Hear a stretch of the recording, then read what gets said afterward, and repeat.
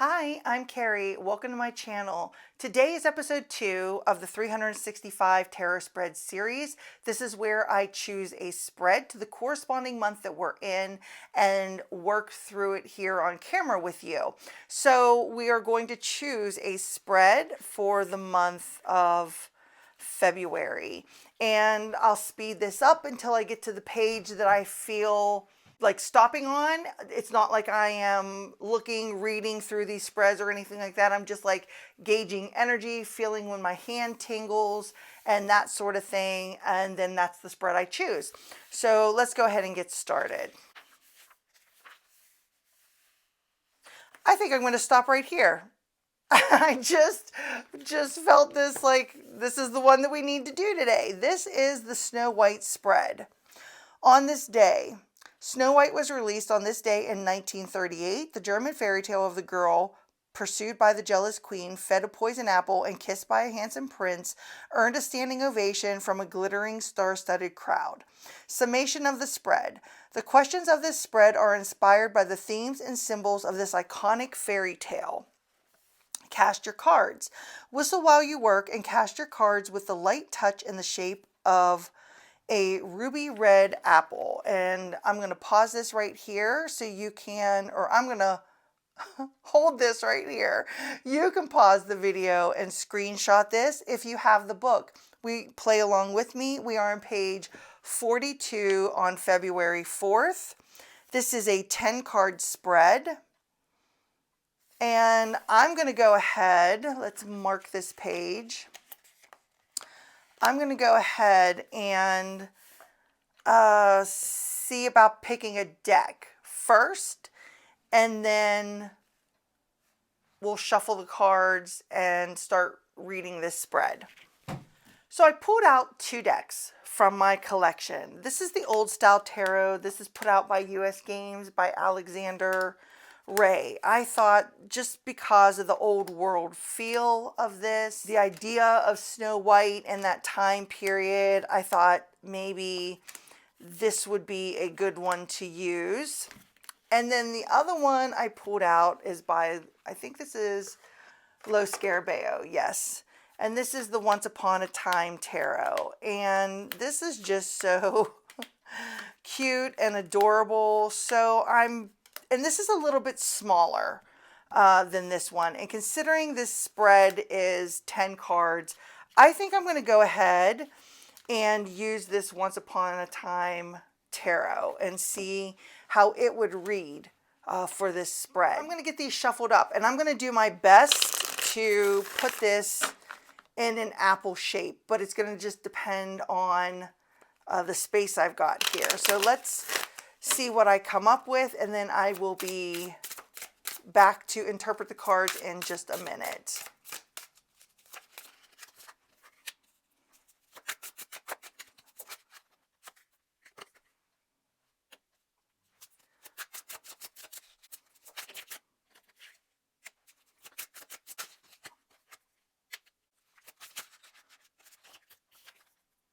What?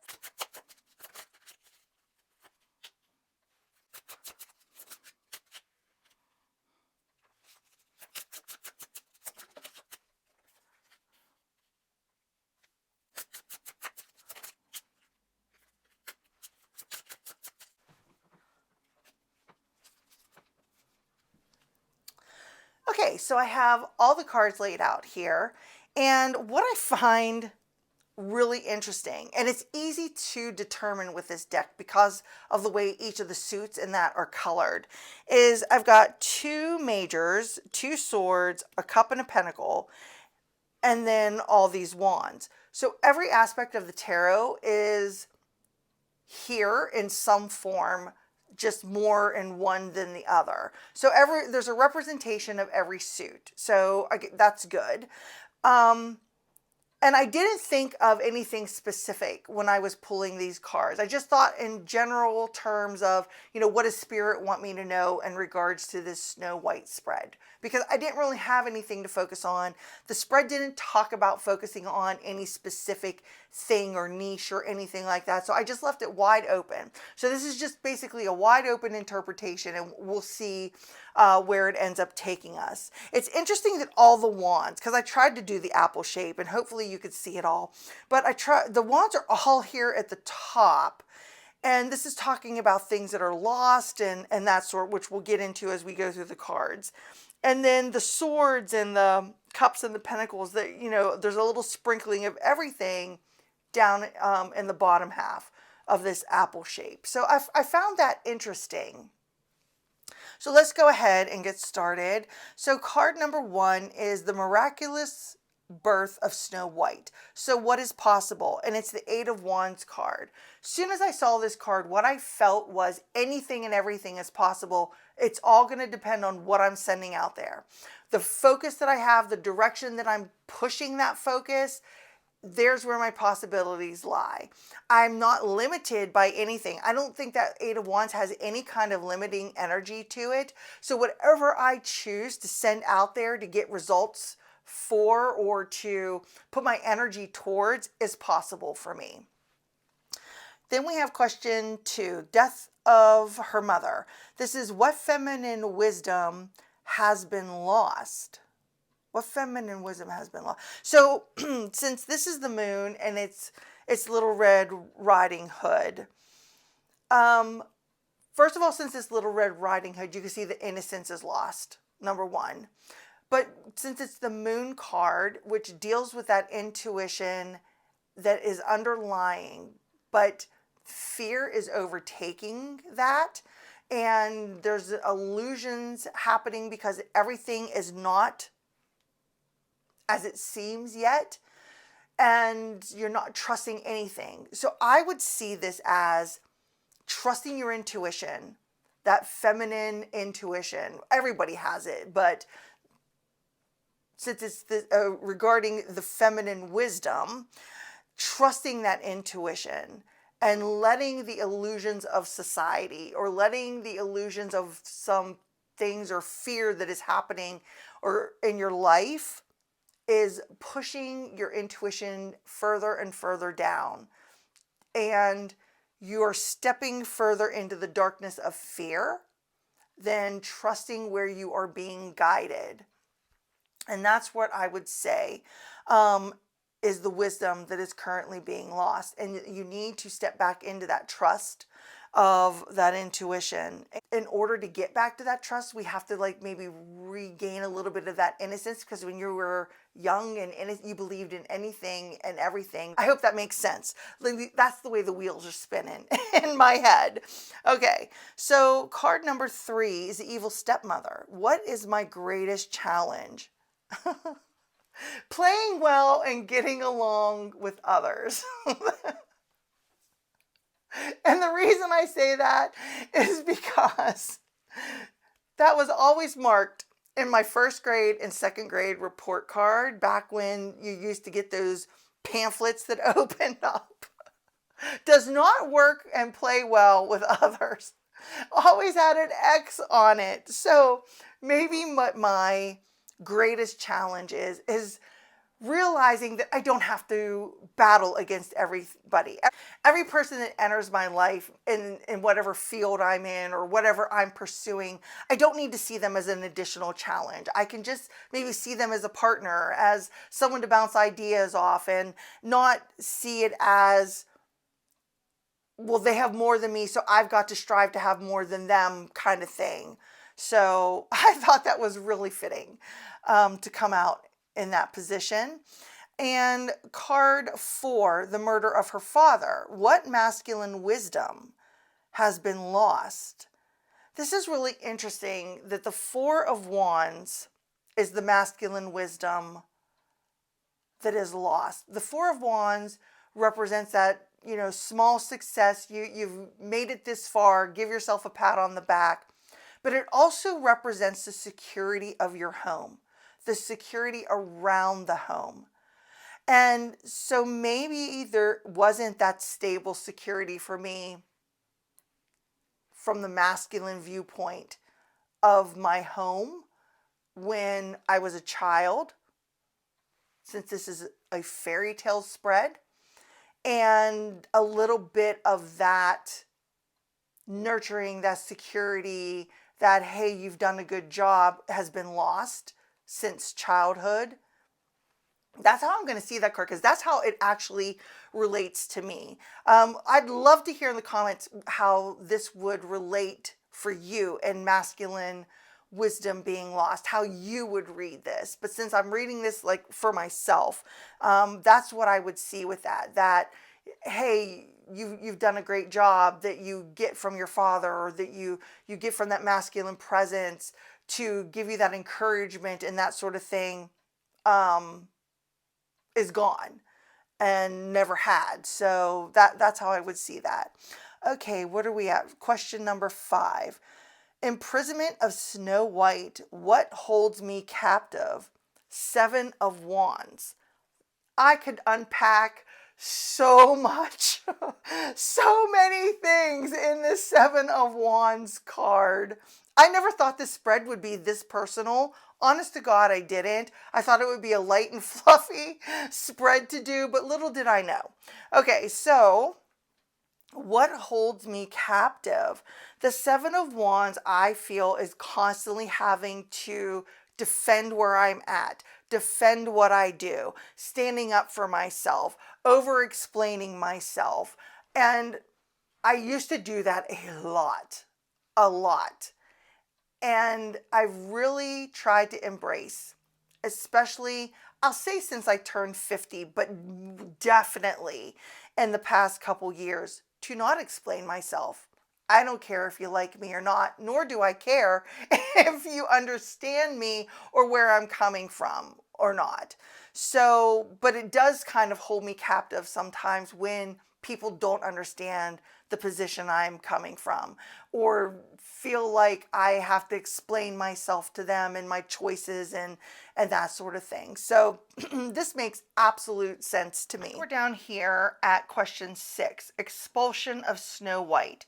What makes me feel like an outsider? The 5 of Swords right here under the 7 of Wands. I can't stand a bully. It is just something that really, really gets under my skin. And I avoid that at all costs. I try not to get myself into those situations. And then when I get myself in those situations, I'll beat myself up relentlessly because I didn't see it coming. So what makes me feel like an outsider is I make myself an outsider. I step back. I don't step forward into a lot of groups. I keep my circle very, very tight and very small because I don't want to be hurt. I have been hurt a lot by people, and I'm very protective of myself now because of it. So I make myself an outsider because I don't trust very easily. I don't trust at all. Sometimes, depending on the situation, it takes a lot for a person to earn my trust. It takes a lot for me to start opening up to somebody. I don't want to be railroaded by someone. I don't want someone to talk over me and not hear me. There's a whole lot to unpack with this card, like I said. So what makes me feel like an outsider is I make myself feel like an outsider because I don't trust people because of how much I've been hurt before. There's the short end of that interpretation. Okay, so question 7, hiding in the woods. Where do I run for safety? And we have the 2 of Cups. This makes perfect sense. I will run to those I am closest to.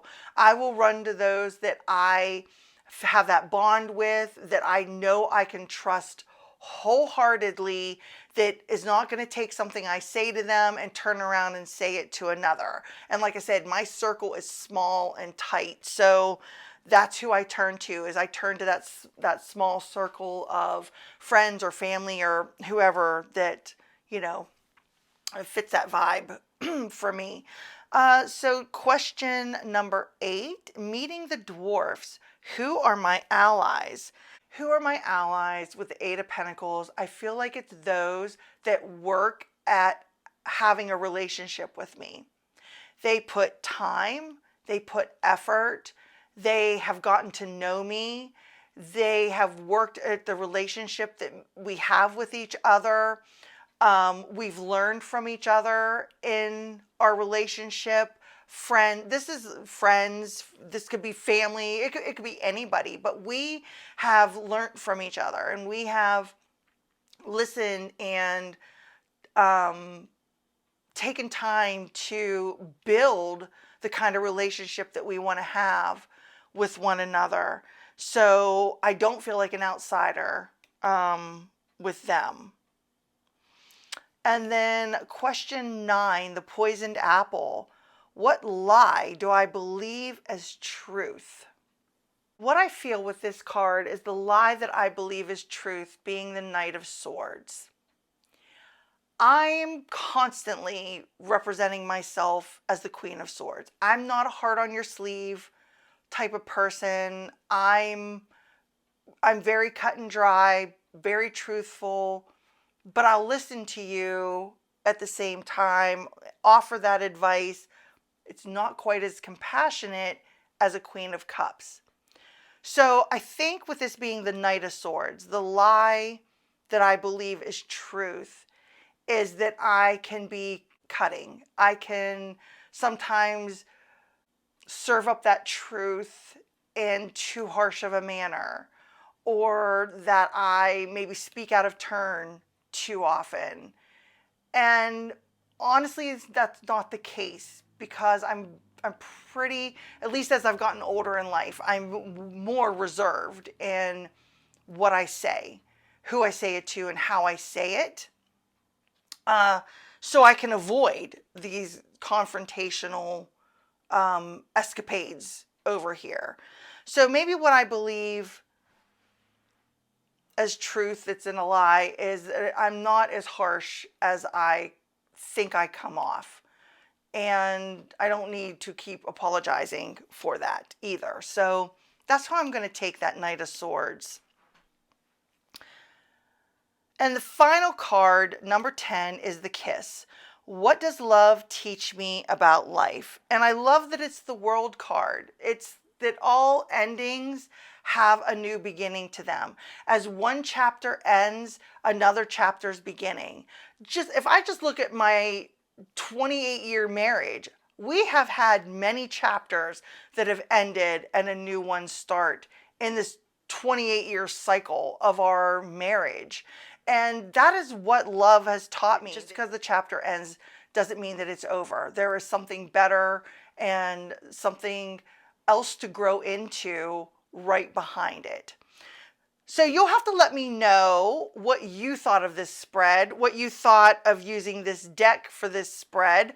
I thought this deck was actually perfect, and I'm glad I chose this one over the old world or old style tarot, because I really like the way this came out. I like the way that it looks as far as the coloring goes. That makes you, it's very easy to see, you know, what you have more of than over the other. I like that aspect of it. And you're going to have to let me know if you do this spread. If you do this spread and you happen to do it on camera, please be sure to link me or whatever in your video so I can come and check it out. If you want to do this along with me, this series along with me, do the hashtag 365 tarot series. I think I have it as, I don't know, it'll be in the description box below. Thanks so much for hanging out with me today. I really appreciate you being here. You know the drill. If you like it, thumbs up, subscribe, all that good YouTube stuff. And until I see you next time, bye.